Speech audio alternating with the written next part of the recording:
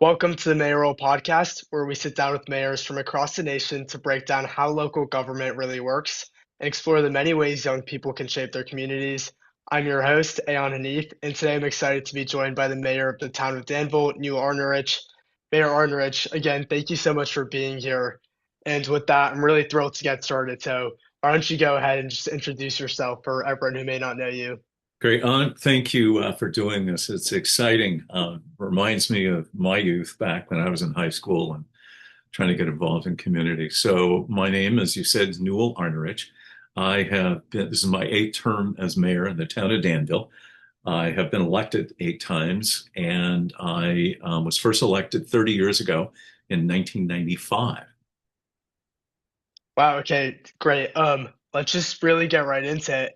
I think just to first off, like really understand how local government works, I wanted to ask, what does like a day-to-day life look like as being the mayor? Well, it's interesting. In the state of California, most people don't know this, and it's unlike all other states. And this has been true since September of 1850, when California's Constitution was signed.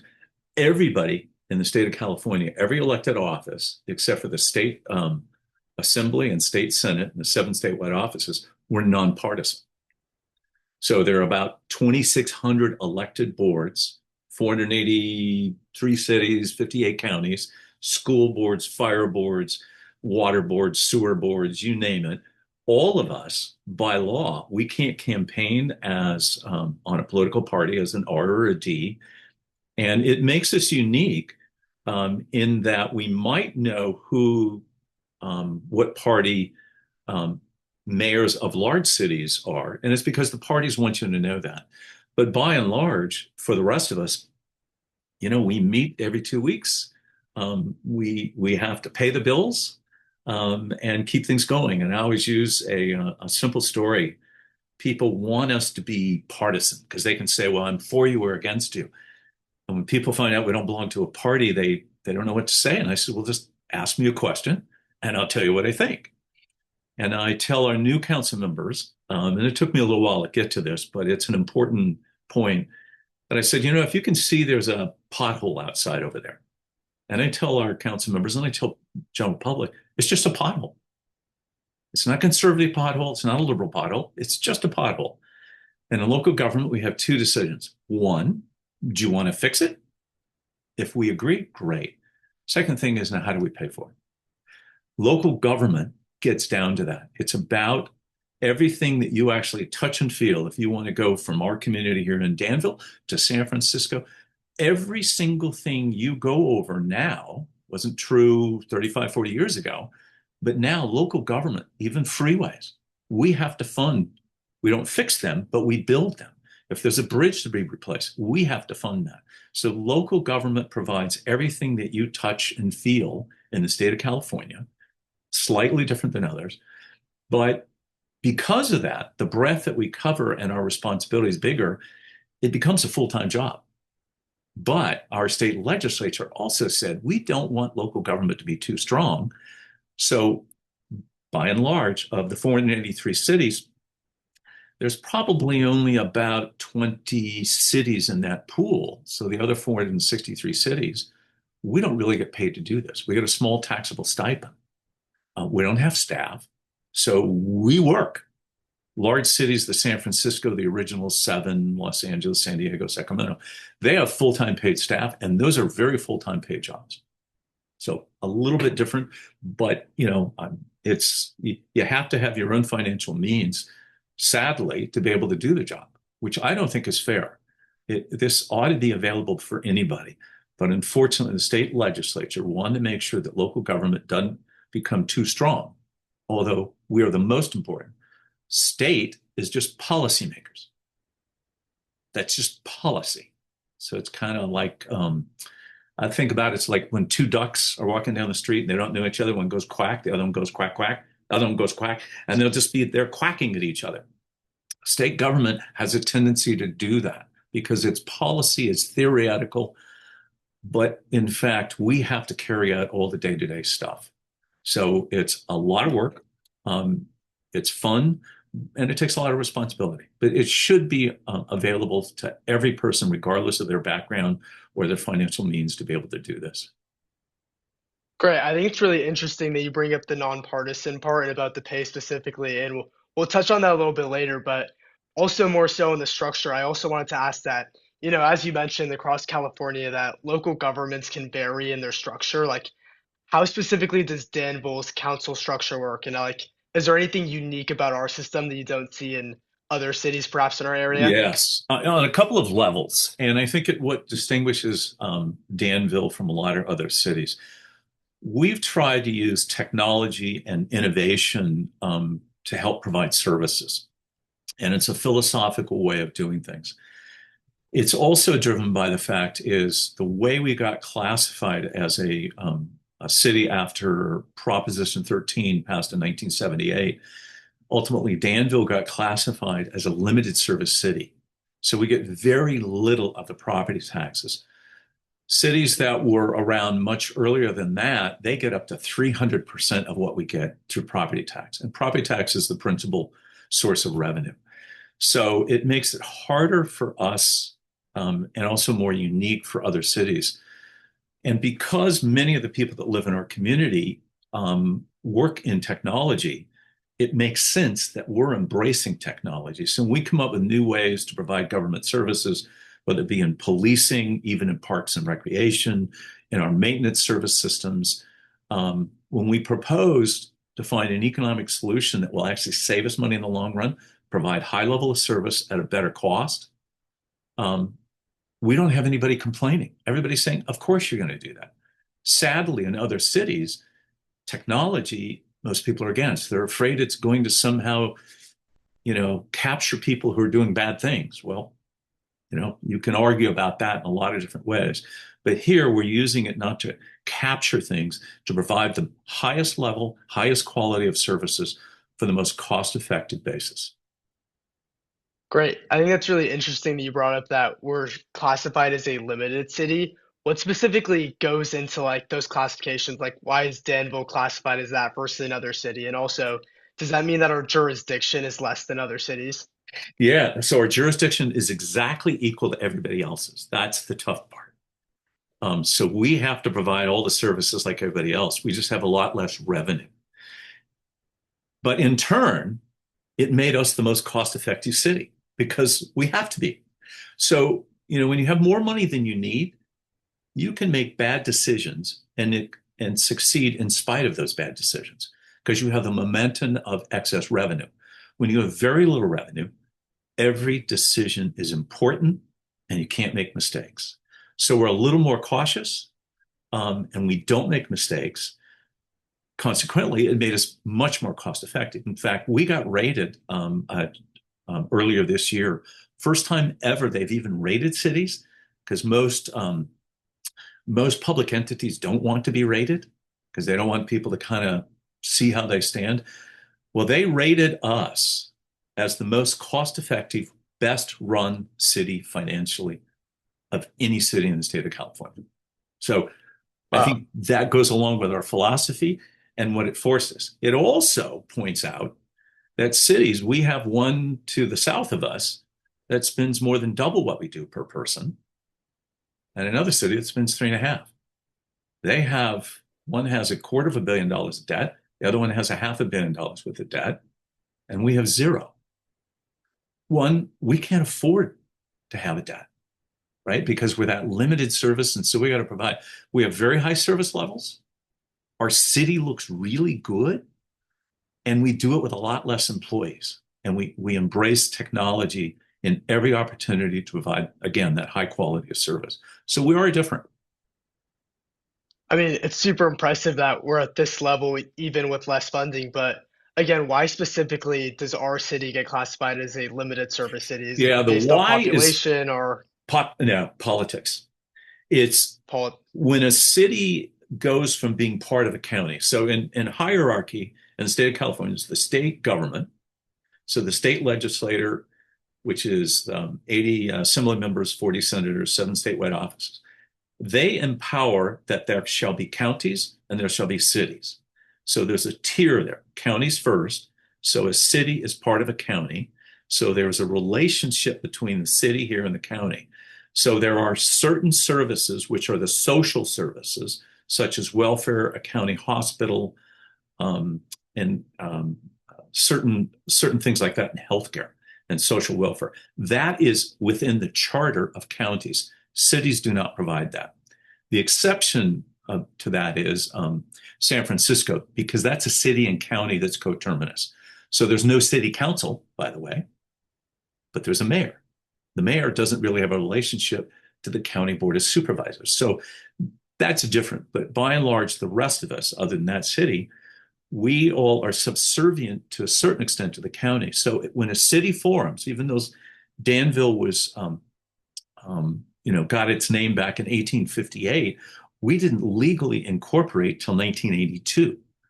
Because we incorporated in 1982, just after Proposition 13 passed, the county, instead of when we do what's called a nexus study, what does it cost to provide your government? We are going to have a vote of the people that live in this jurisdiction, and we get to draw the boundaries as a group of people, put it on the ballot, and if people approve it, we then become a standalone city.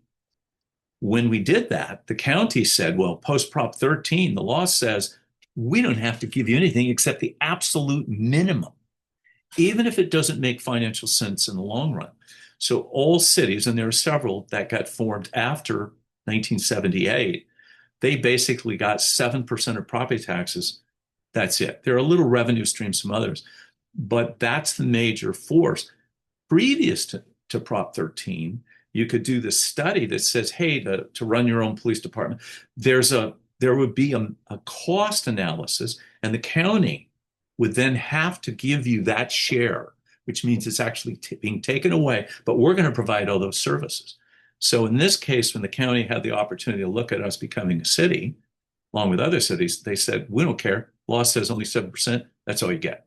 So there's no clear nexus between what it cost and what we got. So we had to figure out our own mechanisms. So being a council member or a mayor in Danville is different than being in Walnut Creek. Walnut Creek is an older city that isn't subject to that. Their revenue streams are much deeper and very different. So they formed government in a different way. Ours has been this very narrow pathway. We don't get to vary, we don't get to build lots of things, but we have to maintain things. So cities also have to list, if you can't afford to fix your roads, and there's a measurement system set up by government accounting standards, if you fall below, basically, let's call it a 70%, you must list the cost on your financial records as a negative value of how much it takes to fix that. Or if you have unfunded liabilities in your pension up, you have to list those. Up until a few years ago, you didn't have to do that. So ours are zeros. We don't have anything unfunded in any of those categories. Those bigger cities that have those high revenues, surprisingly, doesn't make financial sense. They also have high unfunded liabilities. That's another long discussion, but we're different. So we have to stay in the narrow lane. So for council members, as even I had to learn, and I saw it a little bit because I had volunteered with the town for 5 years before I got elected. So I kind of understood. I used to go to the budget session, so I had a pretty good idea of where that narrow lane was and why it was important. That sounds great. I also just wanted to ask for those people who don't know, specifically when it comes to the mayor, how does someone actually become the mayor in Danville? Like, what's the election process There's here? three answers to that. So go back to the state constitution. The state constitution says it shall be minimum 5 council members. If you want more, you can go to a vote of your own jurisdiction and add more. But by law, it must be an odd number, right? And the reason why that is so you can make decisions, right? Because in theory, the mayor is the last person, the odd person to vote. So that way you can get on with government. Otherwise, if you have even boards, I tell you, if we have a council member absent, somehow the dynamics change. This throughout California. You end up with 2-2 votes, which is no decision. So government would get stalled. So that's one thing. It also says in the Constitution, it shall be a rotating mayor. And this is what most people don't know this. I know you do because you and I talked about it before. But a rotating mayor means you're a mayor for 1 year and the council elects the mayor. So I am elected by the population for a 4 year term. And state law also says you must have, if you have five, three are elected in one group, 2 years later, the following two. The reason why is so you don't wipe them all out like we do in Congress, where everybody gets elected every 2 years. This way, there's some institutional memory that kind of carries through. So 70, just a little over 70% of the cities in California still have what's called the rotating mayor. So mayor is generally just 1 year. And you can change that too, but only by a vote of the people. And we also have it's related to us having a general manager style of government. So as a council, we hire a city manager, or we call them a town manager. But by the way, city and town, the word is interchangeable in the state of California, according to the Constitution. They mean the same. There's no difference. It's just a feeling you get from city or town. But the city manager actually is like the CEO that we hire to actually run the day-to-day business. We are the policymakers, oversee that. The second form of government has what's called a strong mayor. So San Francisco, Oakland are both strong mayor form of government. Those mayors are full-time paid positions and they run the government. Although truthfully, they turn around, hire a business manager to run it, but they have the legal authority to make all the decisions and run local government. They may have a city council, but the city council is more a policy advisory board. So those are directly elected either for a 2 year or a 4 year term, depending upon what their charter. They had to break away from the state constitution by going to a vote of the people to change that rule. Now, in the case here in San Ramon Valley, city of San Ramon used to be a rotating mayor. But often what happens, the number one cause of why a group of people will go to their own constituents, put on a ballot to change that to directly elected mayor, is somebody who is on the council got passed over who thought they should have been mayor. So that's exactly what happened in San Ramon. Council members said, I am the vice mayor. It's my turn. The council had a disagreement. They didn't like that person. They picked somebody completely different. That created a rift in that council. That councilman went out with a group of people, put it on the ballot to change. It passed to do a directly elected mayor for a 2 year term with a 4 year or 8 year maximum, I think it is. Well, that person did not get elected. Somebody else got elected. And so in the Tri-Valley, all the cities in the Tri-Valley from Livermore, Pleasanton, Dublin, San Ramon, directly elected. Danville's the only rotating left community, but we all used to be rotating. So that's kind of the difference. But the average person doesn't know that because they know the big cities. They hear about those mayoral elections. But only 30% of the cities, or less, I think it's 28, actually have directly elected mayors. And it's by choice that they did that. Great. On this subject about the difference between very large cities and small cities, I also wanted to bring up something we've been seeing recently in the news. We've seen big city mayors like in New York City get like tons of national attention, like maybe close to as much as like presidential elections. Right. Do these cities actually like have more power in their mayors, or do you think this is mostly just like media spotlight? It's really, well, it's a combination. It stems from political prowess. So if you're a mayor of a city of 4 million people versus 40,000, politically, businesses, other political entities want to align with that mayor of that 4 million constituency versus 40,000. There's also going to be big business that are going to be located in those communities. So there's a political arena that's important to particularly the party system that we have to align themselves where. So here's the incoming mayor, Mahami of New York, who is a Democrat, gets invited to the White House by the current president with an R, a Republican, who campaigned specifically to interfere in that local election, which has been unheard of until, this particular president's been around.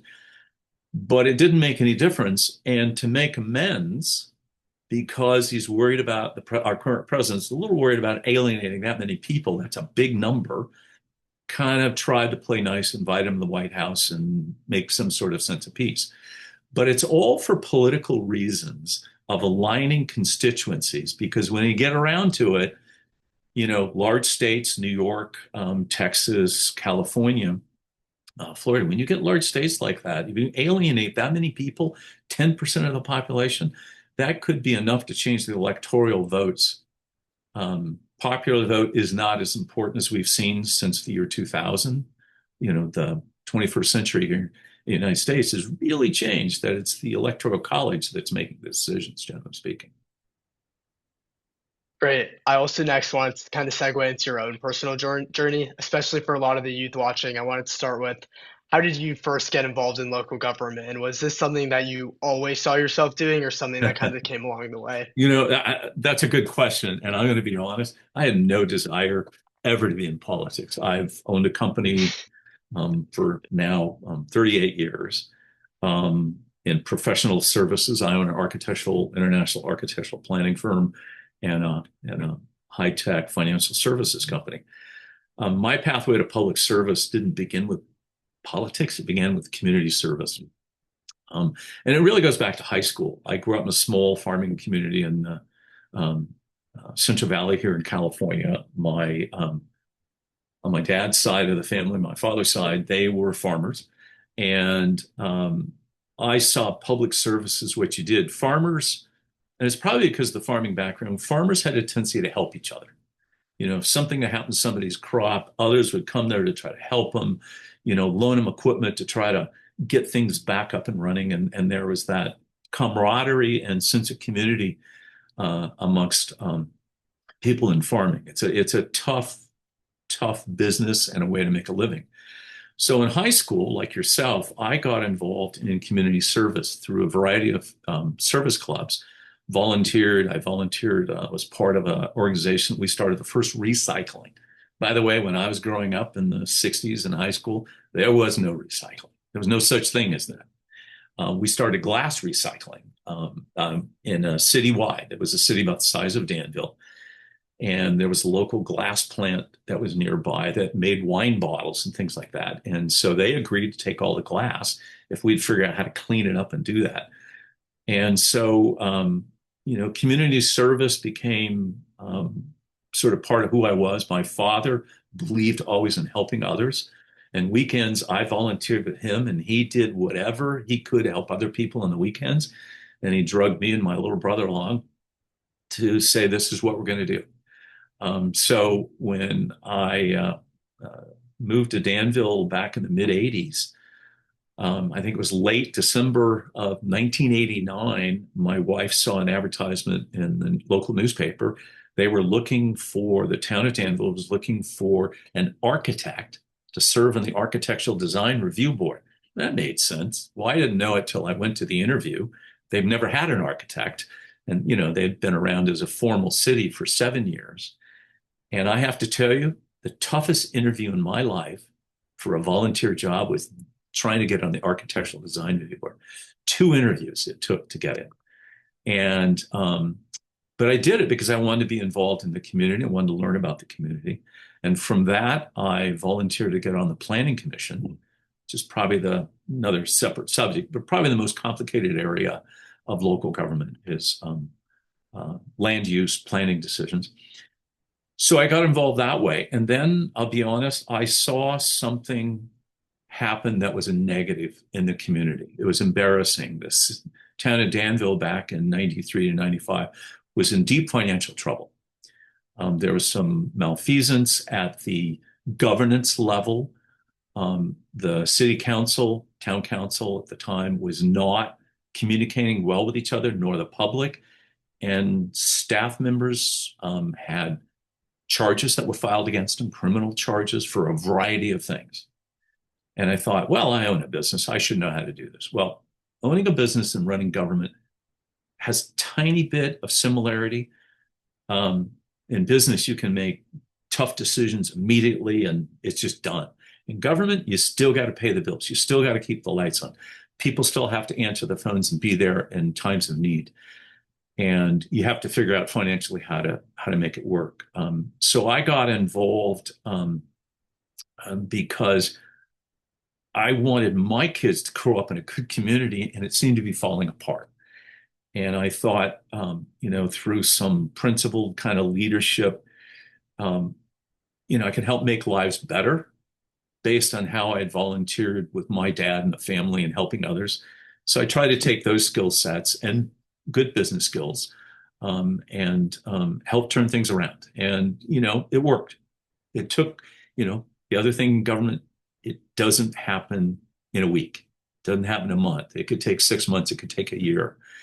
So it took a couple of years to kind of really get Danville, and along with a really talented town manager who just recently retired. He's been the only town manager I've ever seen until recently.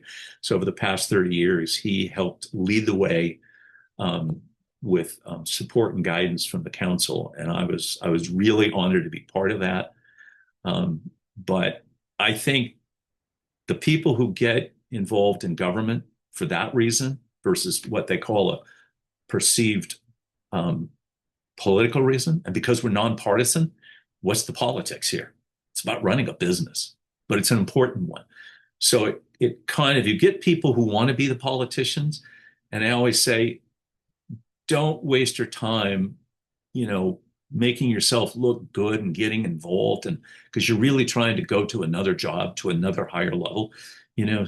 If you're going to be here, please try to do for the right reasons, and do it not for you, do it to help make lives better and make it a place, this community here, where it's a place that people want to live and it's safe and where you want to raise a family. So keep the politics out of local government. And our Constitution helps us do that. We're very fortunate to be in that nonpartisan environment.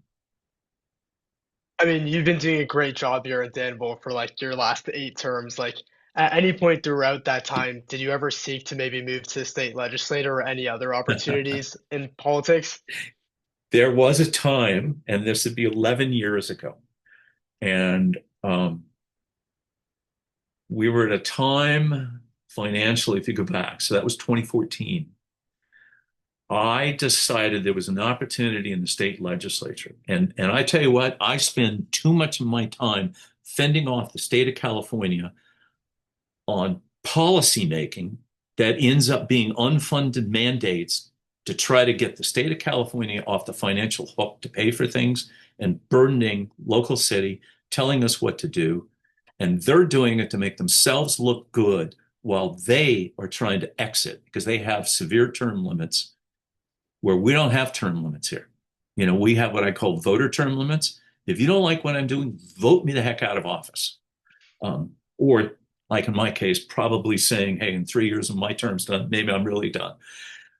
But our motivations are different. And those motivations affect how people do things. So I saw that the state of California was proposing 2,500 laws per year. Now, there's no legislature, and the honest ones will tell you that not one of them can read all those bills, even if they had a whole year to do it. So they vote in blocks, they vote in secret, they meet in secret, they decide ahead of time how they're going to vote based on party rules, not based on what you and I, and they go through this false sense of public hearings and things like that, and you might move the needle a little tiny bit if they feel threatened. But basically, you can propose a bill to save the whales, the best altruistic bill, and somebody's got a bill that's going to help one company hidden behind some fancy term that makes it look like it's going to help everybody. But that company paid literally by contributing to campaigns through multiple levels of how you can do it to get that bill passed. But that bill over here, the altruistic one, to save the whales, nobody in the party can vote for it unless behind closed doors, this person agreed to vote for that bill. It's a terrible system we have. Not unique to California. It happens everywhere. And it is so partisan that we're not thinking about, is this making lives better, all lives? All lives are important. So I thought I could make that difference. Well, and I also made two decisions. One, that I wasn't going to take campaign funds out of state, which I learned during the process that people do. And secondly, I wasn't going to take money from outside my district. Well, politically, that's what some people said, that's political suicide because you're not going to get any money. So I ended up funding most of the campaign, and I decided I don't have to spend millions of dollars. I'm going to spend $250,000 and see how I do. Well, it happened to be the race I was in, the single largest in the history, and still is, for an assembly race, and the most amount of money spent. One candidate who lost spent more money than any other race on top of the combined. And that was, I think it was about $14 million.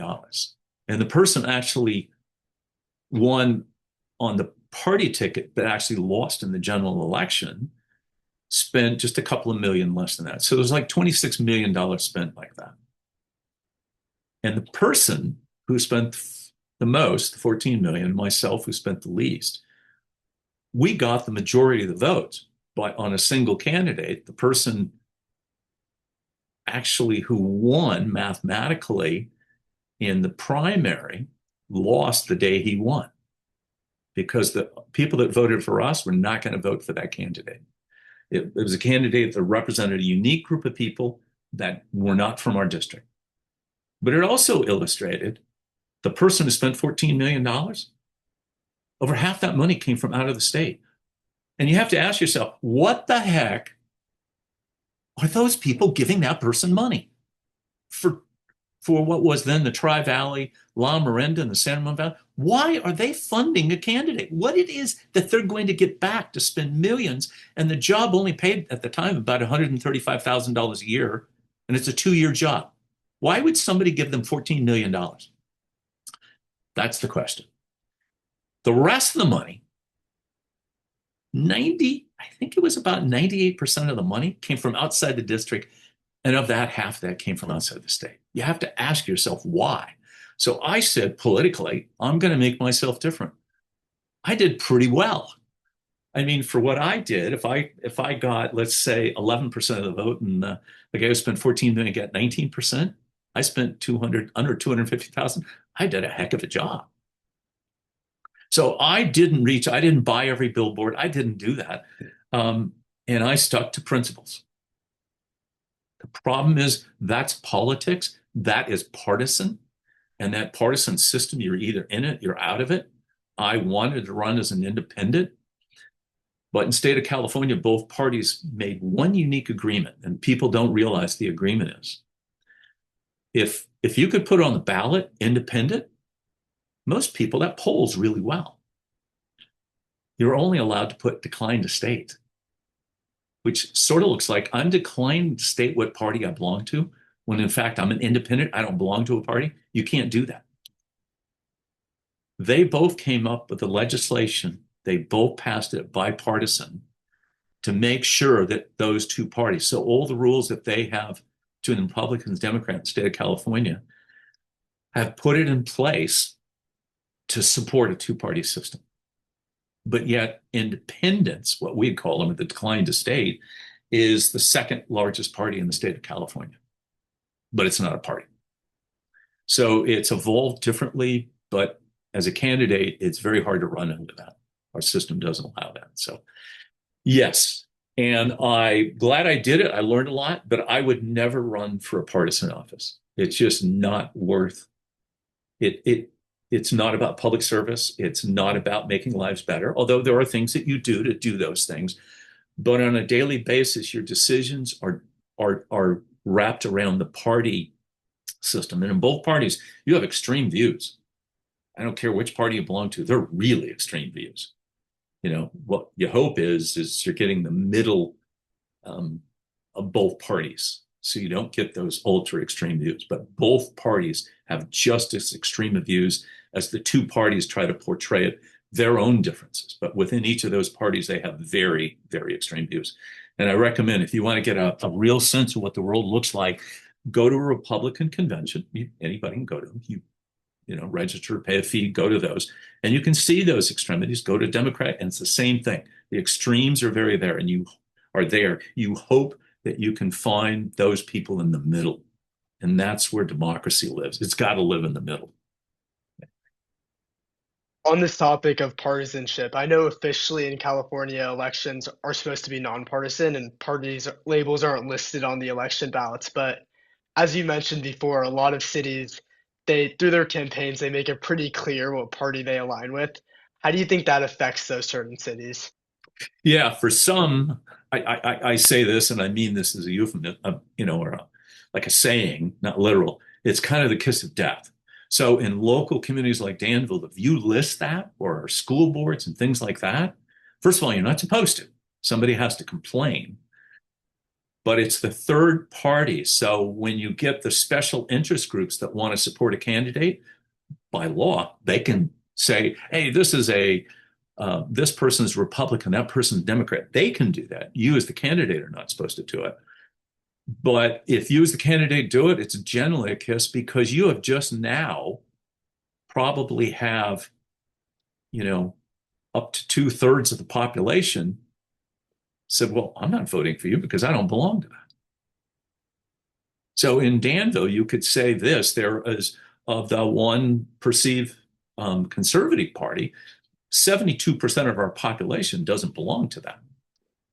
But conversely, you could say that 70% or 69% of our population doesn't belong to that sort of liberal, more open-minded, whatever organization.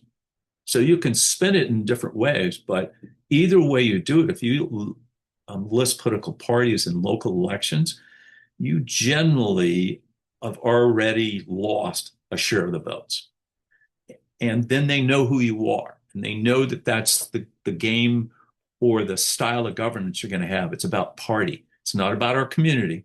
I'm about my community, where my kids grew up, where my wife was a school teacher, a kindergarten teacher, elementary school principal. I want to be that person to represent everybody here. And I don't really care, like my pothole story, not a conservative pothole, a liberal pothole. I'm here. Tell me what your problem is. I'll tell you what role government can do here in the town of Danville. How can we help you solve that?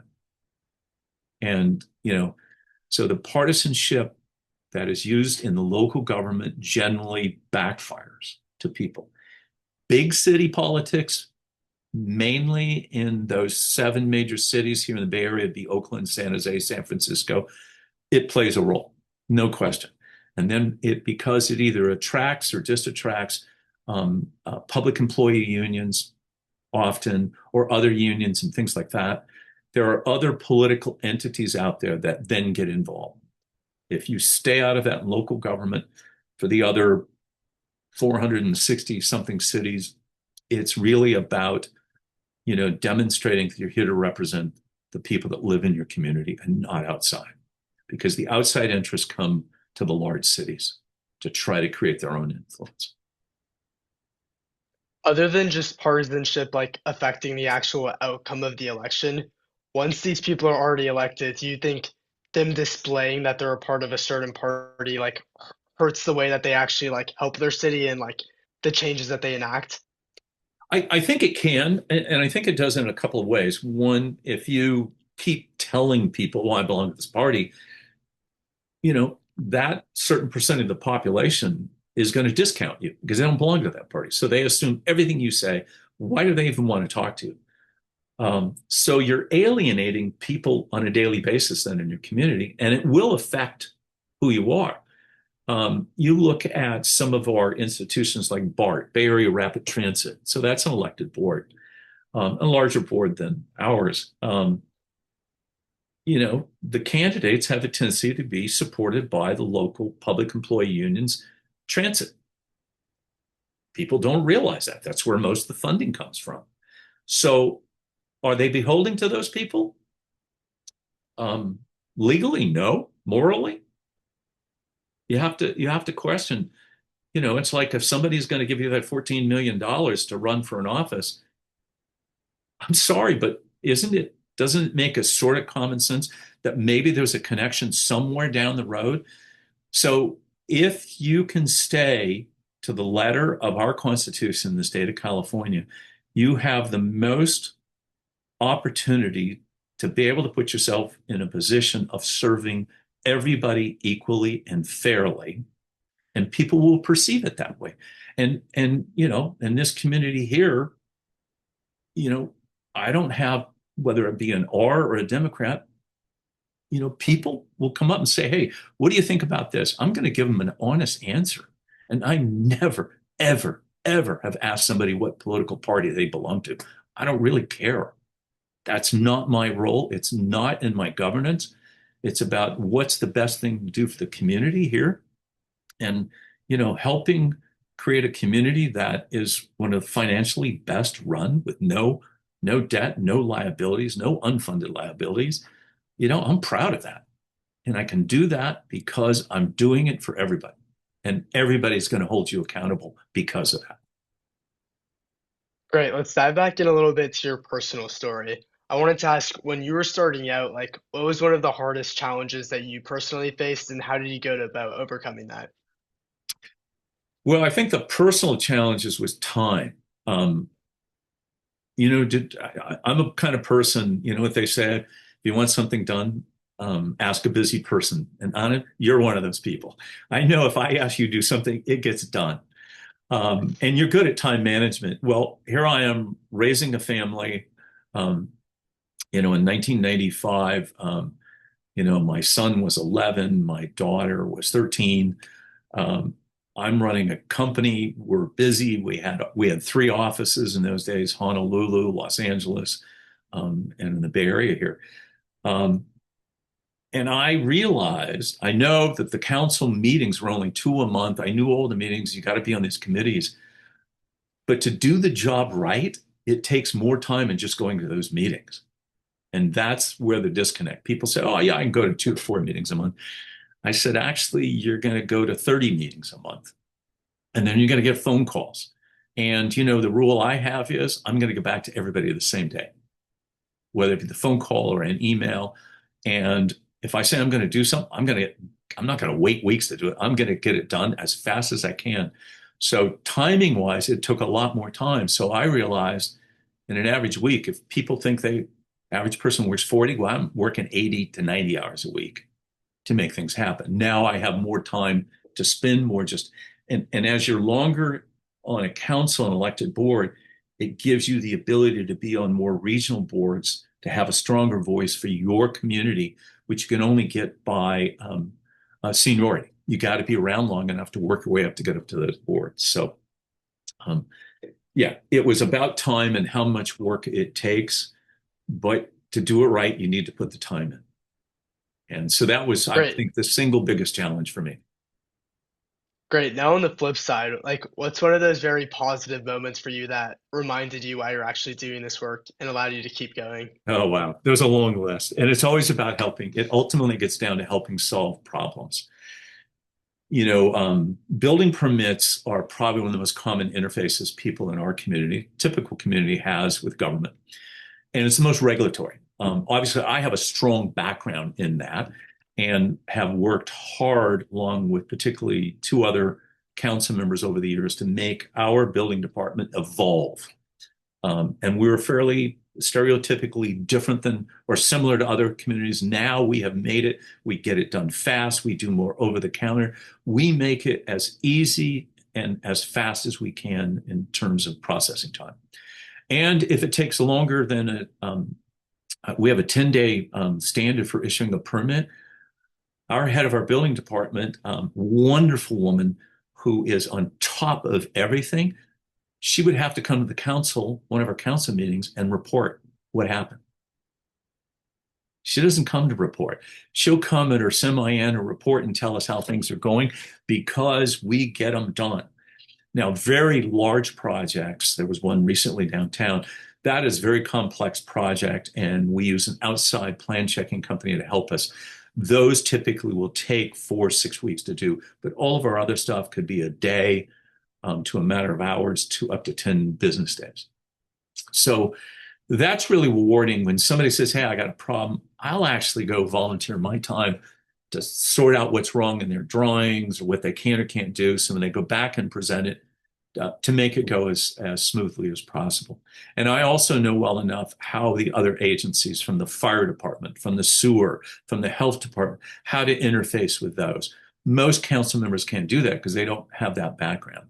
So I feel good about being able to try to help people get through that complicated process. But overall, it's really about one thing. It's about solving problems and helping people get on with their lives and get through the process of government, whether they need help from government or government has caused them a problem.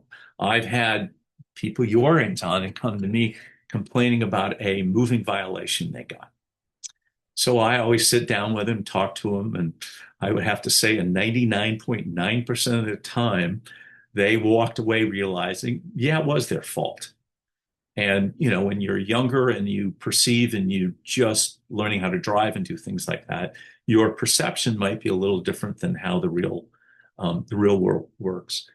But ultimately, helping people solve their problems or get through a tragedy, like every community. In my case, my son just recently passed away. And, we had a tremendous outpouring of friends and people in the community that helped us. And I remember the first time I was involved in a terrible tragedy in Danville. Um, I had to learn how to kind of go through that. What can I do to help that family, get through this tragedy and move and make some sense?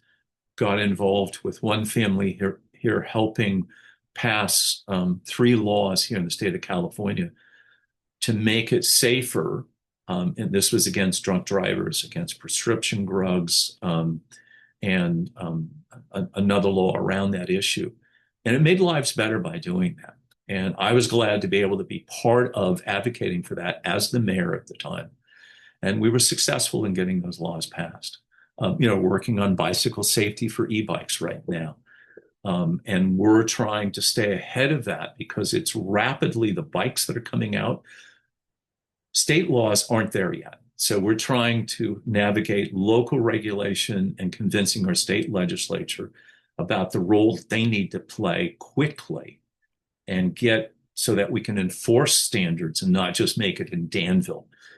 So that it's kind of like, the driving laws in the state of California are all the same. Let's have bicycle laws all the same. By and large, they are, but they never covered e-bike safety and things like that. So getting involved in those things are incredibly rewarding that you're helping still ultimately make lives better, make lives safer. So if you're still motivated to do that, this is a great job to have. And it's pretty much a volunteer job. So you always got to remember that you're not really getting paid to do this. So, and that I think keeps you motivated to do it for the right reasons. I think it's really interesting when you brought up a lot of the California state bills that you've worked on to advocate for. Like, what specifically is the mayor's like your capacity with these state legislators? Like, is it a really regular relationship where you guys regularly discuss things, or is it more so where you're going to advocate a pre-existing bill? Interesting. We in this area are really strong about advocating. So 5 cities, Danville, San Ramon, Dublin, Pleasanton, Livermore, some years ago, and it had sort of started because generally jurisdictions couldn't move across a county line. There used to be laws and things to prevent it, but back in 94, 95, we were able to change that. And that's evolved. And I'm a big advocate for cities to find that they have common interest and to lobby, because the larger group of people you represent, the more likely is those legislators are going to listen to you. Same thing in Washington, D.C. So as a group, we pick and look at all the proposed bills or the bills that we need help with getting passed. When we agree what that group is, we all work together.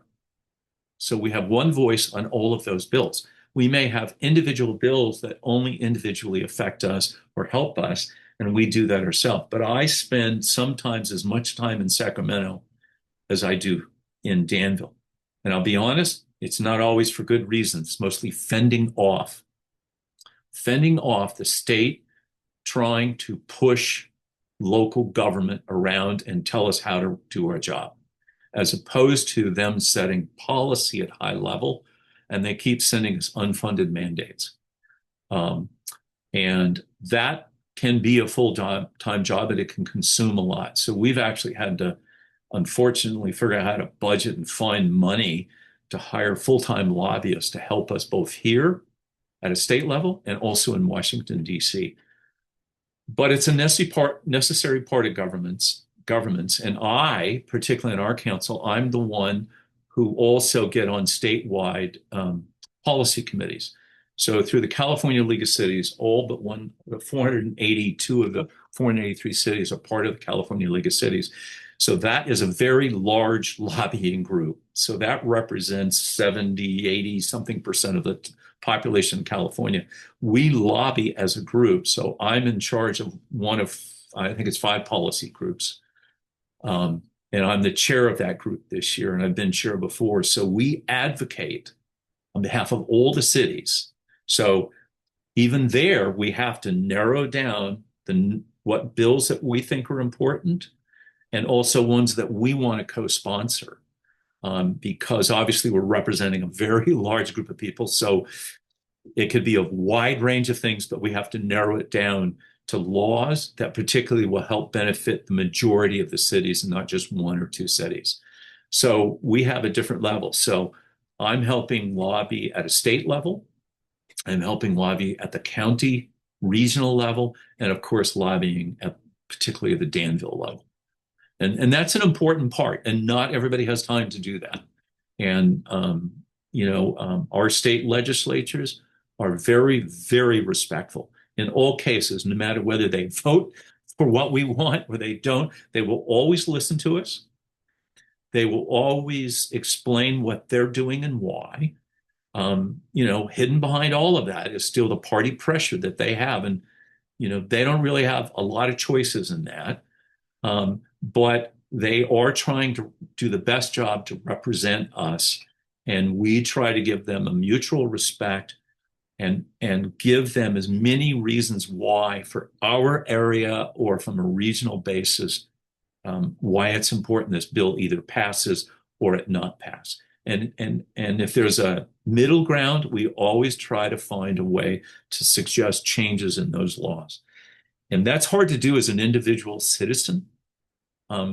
I thought before I had a voice to do that, it's pretty hard to do.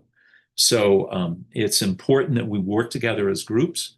The bigger your voice is really based on the number of people that you represent. And, that's kind of math, but it's also representative of trying to represent you, for example, or my neighbor and things like that.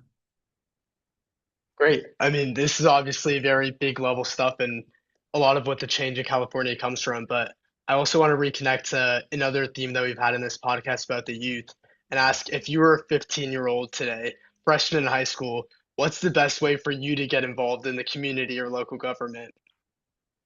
Absolutely. I would go back kind of what I did, and I see what you're doing and other students like you. Get involved in your local school. Particularly, I see middle school students starting it. I see high school students. There are youth councils. There are opportunities in local school government, or even trying to make changes in your school that maybe there's a physical need for something or a room being set aside for studying. And the school doesn't say, hey, I don't think that's important. And you say, hey, look, I'll go out, I will find the furniture, I will do this, I'll find a parent group that will sign up parents to come in and volunteer. Being a student advocate for things in your own school and in your own community, and approaching myself as a mayor or council member saying, hey, I have an idea. What do you think? Absolutely. Get involved. And it's like every year, and again, not everybody has the time. I try to get 2 interns a year. I learn a lot by this. And I always say, what do you want to see changed in your community? And the minute that person's like you did, I say, good, that's what you're going to do. What can I do to help you? And then you start working on it. So get involved. And do it because you're doing it not to get credit for it, not because you want everybody to see you standing in front of people. Do it because it's a real need in your school or your community. And do it, just like I had a young lady from Monte Vista High School. She wanted to start a student poet laureate. We had a town poet laureate. She says, why don't we have a student one? I said, great idea. I want you, the student, to come up with, look at any other community. You come up with the ordinance. I want you to write it, take a stab at it. We'll work together, come up with what the criteria is.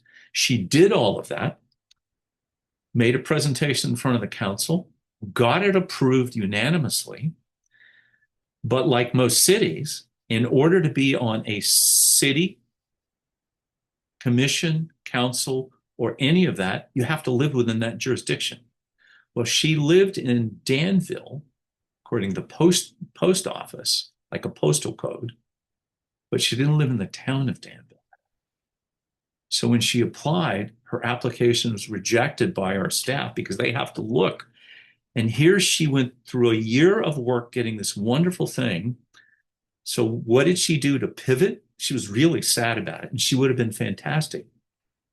She got all of her friends who she knew were good poets at both Monte Vista and San Ramon that lived in the town of Danville to apply. And one of her best friends became our first student poet laureate. So, that's what you can do. You can make a difference. And that's an illustration. She made a difference.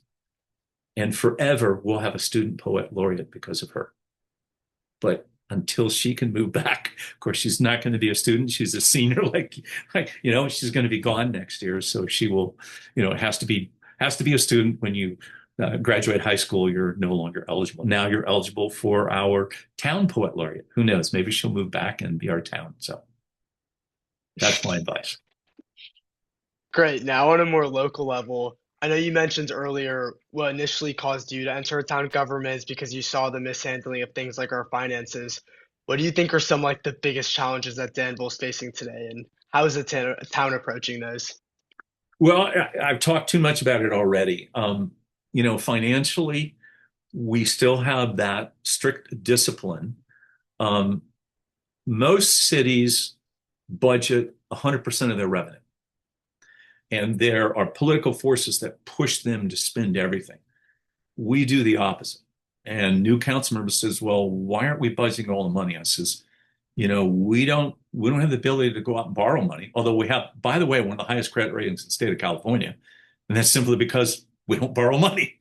So somebody says, oh, you got a great credit rating because you have no debt. But, it's not that we're going to do it. It's that our challenges are really still the state of California. If the state would stay in their lane and stay out of pushing down to local government what we should or shouldn't do and send us unfunded mandates, we are really good at what we do. And because the proof is in how you cook things, right? If it comes out good, people love it, right? It tastes good.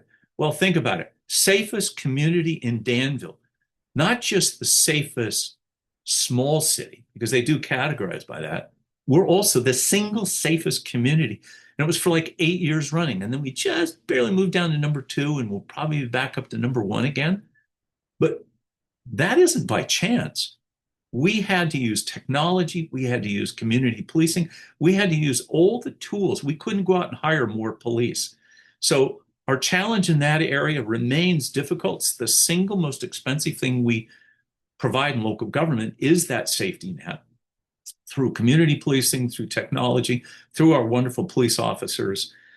But, being able to pay, we're not the type of community that qualifies, particularly at a state level anymore, and certainly not at a federal level. We're not going to qualify for any kind of grant money. You take the other cities, the 19 cities in Contra Costa County, 3/4 of those at least all qualify for all those kinds of supplemental. And by the way, they're going to spend 3, 4, 5 times what we do per capita. We are who we are because of the decisions that we make. We stay in a narrow area. We expect from our staff high level of very responsive government. And if we can't do that, that's going to be our challenge because financially, if we get out of our lane and when we decide to do a big capital project, like when we um, built we had to replace all of the playground equipment and redesign a new playground completely out at Diablo Vista. That took us a couple of years to save the money to do that. Same thing, we did the Veterans Building downtown where we rebuilt it and built a senior center and this new modern building, one of our larger capital projects. It took us about 7 years to save the money for that. Most cities go out, borrow the money, pay for it over 20, 25 years.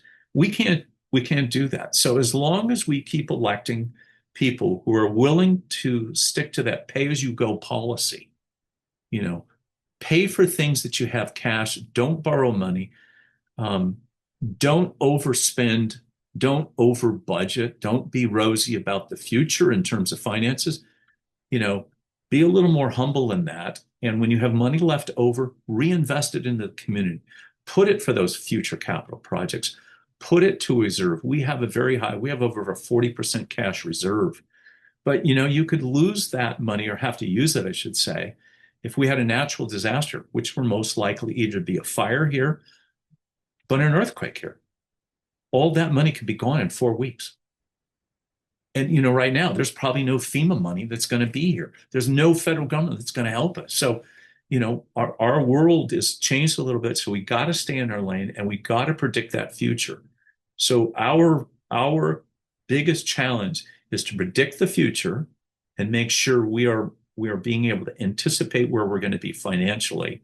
So we do 10-year budgets. Most cities don't want to do more than a 1 or 2 year budget because they don't want to know the answer.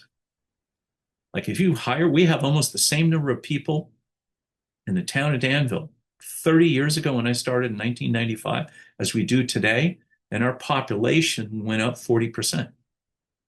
Now, if you go to most cities, they would have doubled that number of service. We invested in technology and hire really talented, highly trained staff to do their job better at a higher level using the best technology in accounting, the best technology in management systems, in safety and policing and things like that. So we have to make those wise decisions. And as long as our council continues and our future council members, you know, Danville's going to be what it is today, 20, 30 years from now as well. Next, I wanted to ask that, a lot of people always see the mayor as the person with the most influence at a local level. From your experience being an eight-time mayor, is being the mayor actually the best way to create change, or do other positions, being inside or outside the government matter just as much? So legally, just to be real clear, legally, the mayor has one vote. That's it.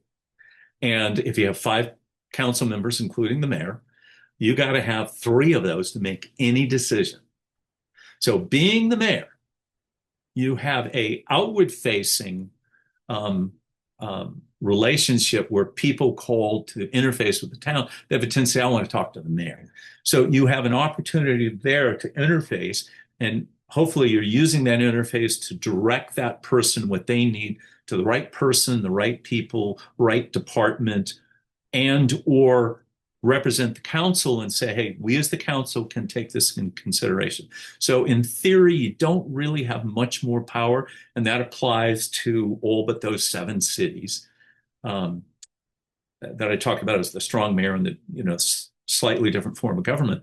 For the rest of us, it's all about represent the town not for your interest as a mayor, represent it in the best interest of the community and the town. And if you can do that and, try to take your ego out of it, always say, how can I help you? When you walk up to a city or a town, you go to the counter, the stereotype is somebody says, oh, I'd like to do this. And the person behind the counter representing the government says, no, you can't do that. Well, how do you feel? How would you feel if the person at the counter says, well, that's interesting, but if you change this or did that, we can take care of that. Immediately you go, wow, okay, yeah, that sounds good. government has a tendency to get to that, sort of standoffish, yes or no kind of attitude, not there to try to help you. In Danville, we're fortunate. We have a small staff, and we're trying to still maintain that small town atmosphere of, hey, we all live and work here together. A lot of our staff live here. Our town manager, who just retired, lived here for 32 years. Our current town manager has lived here for at least 25. So, they're invested too. So as long as we can keep that interface, and as the mayor, that you reinforce that, um, being the mayor, you can have influence regionally because you do represent the council on some regional that is a mayor only position. Most mayors do get to do the annual assignments for committee assignments. So if it's just a local committee, you get to make that assignment choice. So you have a little influence over that and sort of jockeying. The idea is hopefully you're doing it where you're rotating and moving your council members so they all get a chance to understand what it's like to be in transportation, what it's like to be in safety, or emergency preparedness, things like that. So you do have influence. Again, those strong mayors, the San Jose's in this area, San Francisco, Oakland, those mayors do have a different voice because of the form of government they have. But for all the rest of us that are considered general law cities, and most of the charter cities too, the mayor is ceremonial in one function. And when somebody wants to make a complaint, they don't call the council, they call the mayor. But when you answer them, you are answering on behalf of the entire council and the government. So you have to keep that in mind. Great. And then just as a really quick closing off question, we like to ask this to every mayor who comes on our podcast. What's one piece of advice you'd give to young people who want to shape their communities, whether or not they ever run for office? Be true to yourself, be altruistic, and keep one thing in mind. Will this make lives better for other people, or is it just serving you? And hopefully it's that it's going to help everybody else. So try to do it to make lives better for everybody in all your decision making. And I think you will find that in your job career. I think you'll find that in any form of public service. And know that the best government we have under a democratic form of let's call it democracy, the best thing that we can do is try to help the majority of the people all the time. Don't single out people. Don't be self-serving, making one class better than the other. Try to help everybody and be as altruistic as you can. By the way, you'll sleep better at night too. Fantastic. Thank you so much, Mayor Arnerich, for coming on this podcast. Really does mean a lot. And that's it for our first episode. Thank you. Thanks a lot, and thanks for your help, young man. I appreciate you, and look forward to seeing you sitting in this seat one day.